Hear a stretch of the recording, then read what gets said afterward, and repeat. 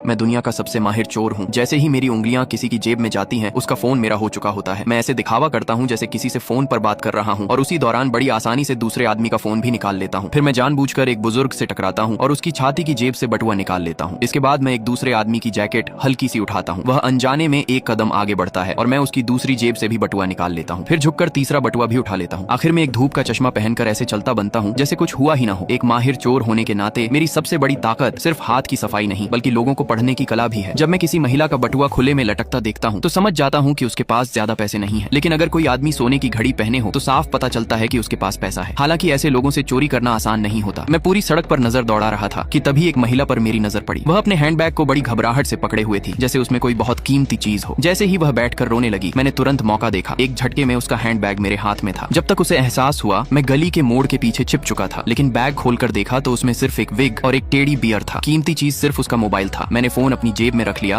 और बैग कूड़ेदान में फेंक दिया, लेकिन मुझे बिल्कुल अंदाजा नहीं था कि आगे क्या होने वाला है। कुछ ही देर बाद जोरदार धमाका हुआ। मैं धीरे धीरे खड़ा हुआ और देखा कि चारों तरफ घायल लोग पड़े थे और कूड़ेदान पूरी तरह उड़ चुका था। तभी मुझे समझ आया कि वह हैंडबैग बहुत बड़ा खतरा था। मुझे डर लगा कि कहीं मेरा नाम इस विस्फोट से न जुड़ जाए, इसलिए मैं तुरंत वहां से भाग निकला। ठीक उसी समय इंटरनेट पर एक धमकी भरा वीडियो सामने आया। आतंकवादियों ने ऐलान किया कि यह धमाका सिर्फ शुरुआत है। अगले 24 घंटों में वे पूरे पेरिस को तबाह कर देंगे। सुरक्षा विभाग के प्रमुख ने वादा किया कि आतंकवादियों को एक दिन के अंदर पकड़ लिया जाएगा। उन्होंने अपने सबसे बेहतरीन एजेंट जेरी को इस मिशन पर भेज दिया। उधर मैंने टीवी पर देखा कि वांटेड अपराधी के रूप में मेरा ही चेहरा दिखाया जा रहा था। मैंने तुरंत अपना सामान समेटा, सारे पैसे कमर से बांधे और भागने की तैयारी कर ली, लेकिन तब तक एजेंट जेरी मेरे अपार्टमेंट के नीचे पहुंच चुका था।